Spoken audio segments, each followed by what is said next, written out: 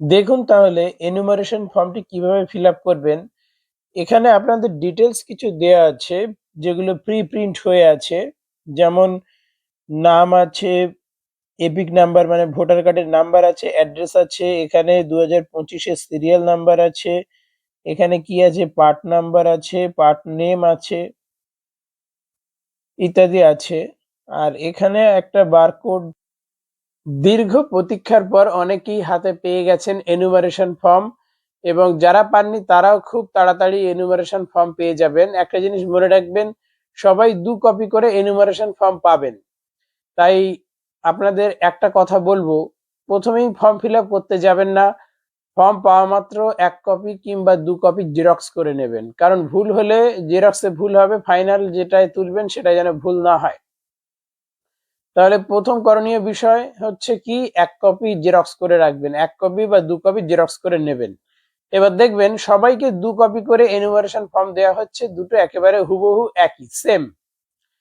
কেন দেওয়া হচ্ছে? একটা এনুমারেশন ফর্ম ফিল আপ করে আপনি জমা দেবেন আপনার স্থানীয় যিনি আছেন বিএলও তার কাছে, আর একটা আপনার কাছে থাকবে ডকুমেন্টস হিসাবে, সেটা আপনার নাগরিকত্বের একটা প্রমাণ হিসাবে সারা জীবন থেকে যাবে।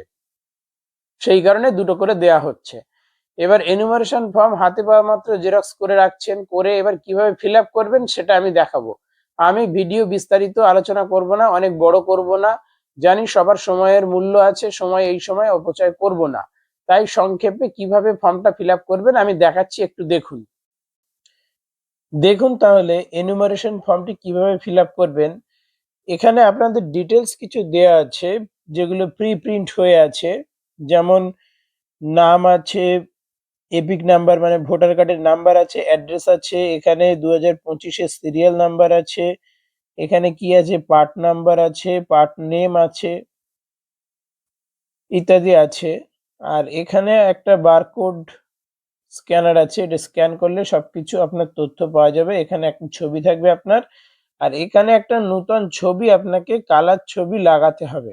এই ছবিটা যেটা লাগাবেন এটা নতুন ভোটার কার্ডে আপনার এই ছবিটাই থাকবে, তাই সুন্দর দেখে একটা কালার ছবি এখানে লাগানোর চেষ্টা করবেন। অনেকে ভুল করে এই ছবির উপরে ছবি লাগিয়ে দিচ্ছেন, সেটা করবেন না। এই জায়গাটা একটা নতুন ছবি লাগাবেন, ঠিক আছে? তাহলে উপরের সারিটা ক্লিয়ার হয়ে গেল। এবার নিচের সারিতে আসি।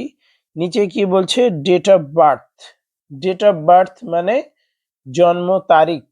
ডেট অফ বার্থ জন্ম তারিখ যেভাবে আছে স্ল্যাশ দিয়ে দিয়ে এইভাবে লিখতে হবে। এখানে আমি লিখেছি এই ব্যক্তির জন্ম তারিখ 02/03/1992 এইভাবে লিখেছি।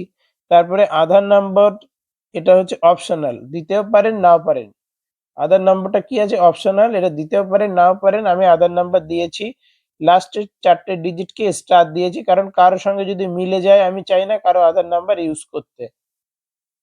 তারপর মোবাইল নাম্বারও ঠিক একইভাবে মোবাইল নাম্বারটা দিতে হবে, এটা ম্যান্ডেটরি। যেহেতু অপশনাল লেখা নেই মানে এটা ম্যান্ডেটরি, এটা দিতেই হবে। পরবর্তীকালে কোনো প্রবলেম হলে আপনাকে এই নাম্বারে যোগাযোগ করবে উপর থেকে। তারপর আছে ফাদার্স নেম অথবা গার্জেন্স নেম। যার বাবা আছে বাবা টিক মেরে বাবার নাম লিখবেন, অথবা গার্জেনটাকে কেটে দেবেন। আর যদি গার্জেন থাকে তাহলে গার্জেন রাখবে, ফাদারটাকে কেটে দেবেন, ঠিক আছে? এখানে আমি নাম লিখেছি, ফাদার্স নেম হচ্ছে রানা মন্ডল। রানা মন্ডল লিখেছি ফাদার্স নেম। এবার কি আছে? ফাদার নেমের সাপেক্ষে বাবার যে এপিক নাম্বার 2025-এর যে এপিক নাম্বার সেটি এখানে লিখতে হবে। এখানে আমি লাস্টে একটা স্টার মেরেছি যাতে কারোর সঙ্গে না মিলে যায়। আপনার বাবার যে এপিক নাম্বার আছে সেটাই লিখবেন। এটা 2025-এর সাপেক্ষে কিন্তু বলছি, 2025-এর সাপেক্ষে পুরো এই জায়গাটা ফিল আপ হবে। এই জায়গাটা পুরো 2025-এর সাপেক্ষে ফিল আপ হবে। তারপর কি আছে? Mother's name. মাদার্স নেম লিখবেন, এখানে লিখেছি আমি মাদার্স নেম মিনতি মন্ডল। তারপর তার এপিক নাম্বার এটা দেবেন এখানে। মাদার্স এপিক নাম্বার যেহেতু আছে, ইফ অ্যাভেলেবেল যদি থাকে তাহলে দেবেন, অনেকে নেই তাহলে ফাঁকা রাখবেন। তার আরেকটা কথা বলি, যদি বাবা মা মারা গিয়ে থাকে তাহলেও সেখানে এপিক নাম্বারটা ফাঁকা রাখবেন, ঠিক আছে? তারপরে এখানে স্পাউস নেম। স্পাউস যদি ছেলে হয়ে থাকে এবং বিবাহিত হয়ে থাকে তাহলে তার স্ত্রীর নাম এখানে লিখবেন। আর যদি কোনো মেয়ে হয়ে থাকেন তার হাজবেন্ডের নাম এখানে লিখবেন, আর এখানে তার ভোটার কার্ডের যে নাম্বার অর্থাৎ এপিক নাম্বারটা লিখতে হবে। তাহলে প্রথম সারিটা বুঝিয়েছি, দ্বিতীয় সারিটা বুঝিয়েছি, তৃতীয় সারিতে আসি।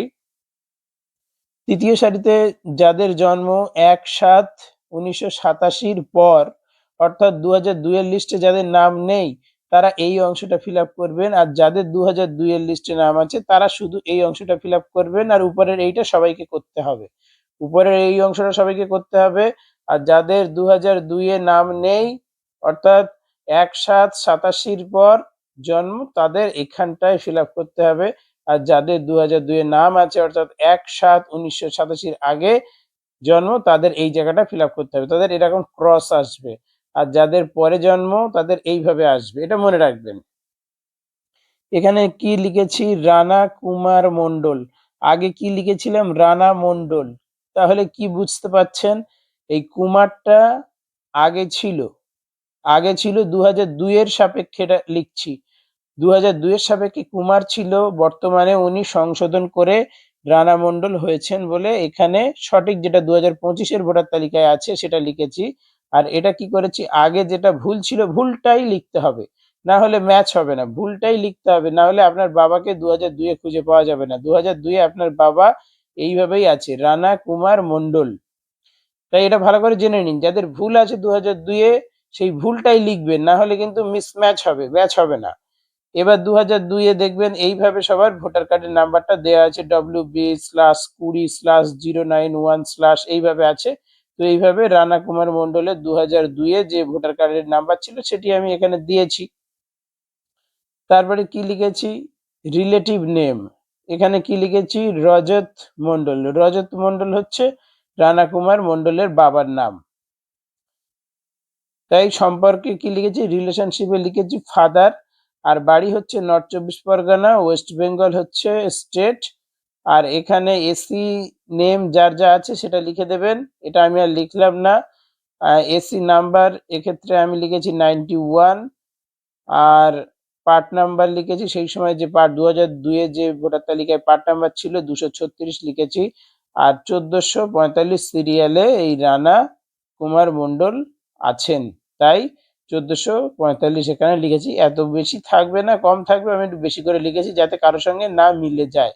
ঠিক আছে, তাহলে টোটাল ফর্ম ফিল আপটা আপনারা বুঝেছেন। প্রথমে এই পার্টটা দেখবেন, এখানে কিছু প্রি প্রিন্ট থাকবে, এখানে একটা বারকোড স্ক্যানার থাকবে, এখানে উপরে সবার উপরে বিএলও সাহেবের নাম থাকবে এবং নাম্বার থাকবে, এখানে একটা ছবি থাকবে যেটা আপনার আগের ভোটার কার্ডে ছিল, আর এখানে একটা ছবি রিসেন্ট পাসপোর্ট সাইজের কালার ছবি আপনাকে পেস্ট করে লাগিয়ে দিতে হবে। তারপর এই কলামটা সবার ক্ষেত্রে ফিল আপ করতে হবে। আর এক্ষেত্রে যাদের এপিক নাম্বার নেই তাদের দেওয়ার দরকার নেই, যাদের আছে তারা অবশ্যই দেবেন। আর এখানে আধার কার্ডটা হচ্ছে অপশনাল, অপশনাল যেগুলো সেগুলো নাও দিতে পারেন। আধার কার্ড হচ্ছে অপশনাল, যদি আধার কার্ডে কোনো ভুলভাল কিছু থাকে তাহলে আধার কার্ড দেওয়ার দরকার নেই। মোবাইল নাম্বার সবাই দেবেন, এই গার্জেন নেম অথবা ফাদার্স নেম এটাও দেবেন, ফাদার্স গার্জেন্স এপিক নাম্বারটা দেবেন যদি থাকে, যদি না থাকে দেওয়ার দরকার নেই। ইফ অ্যাভেলেবেল মানে যদি থাকে তাহলে দেবেন। মাদার্স নেম মায়ের নাম, mother's epic number if available যদি থাকে তাহলে দেবেন, স্পাউসের দেবেন। এইভাবে পুরোটা ফিল আপ করবেন মাঝখানেরটা, তারপরে শেষেরটা এই বললাম। আর যাদের ২০০২ এ নাম আছে তারা এখানে পরপর ইলেক্টর নেম মানে নিজের নাম লিখবেন, এপিক নাম্বার মানে এপিক নাম্বারটা লিখবেন। ইফ অ্যাভেলেবেল অনেকের এপিক নাম্বার মানে ভোটার কার্ডের নাম্বার সেই সময় ছিল না, যাদের ১৮-১৯ বছর সেই সময় বয়স ছিল অনেকের দেখবেন ফাঁকা আছে, তাই সেইটা এখানে ফাঁকা রাখবেন। আর যাদের আছে তারা অবশ্যই লিখবেন। তারপর রিলেটিভ নেম যেভাবে আমি আগে বলেছি, রিলেটিভ বাবা থাকলে বাবা, না হলে মা, না হলে দাদু, দিদা, ঠাকুরদা, ঠাকুরমা, যে থাকবে তার নাম এখানে দেবেন। তার সঙ্গে সম্পর্ক লিখবেন, ডিস্ট্রিক্ট লিখবেন, স্টেট লিখবেন, এসি লিখবেন মানে বিধানসভা ক্ষেত্রের নাম লিখবেন, AC number, part number, serial number. ব্যাস এই করলে ফর্ম ফিল আপ হয়ে গেল। তারপরে এখানে এসে একটা সিগনেচার করবেন, যে সিগনেচার করতে পারবেন না থাম্ব ইমপ্রেশন দেবেন, তাহলে এই কাজ কমপ্লিট হয়ে যাবে। তারপর এখানে বিএলও সাহেব সাইন করলেই এটা মিটে গেল। এক কপি নিজের কাছে রাখবেন, এক কপি জমা দিয়ে দেবেন, তাহলে এসআইআর এর ফর্ম ফিল আপের কাজ আপনার সম্পন্ন হয়ে যাবে। ভিডিওটি দেখে যদি একটুও উপকার লাগে আপনাদের তাহলে চ্যানেলটিকে সাবস্ক্রাইব করবেন। ধন্যবাদ।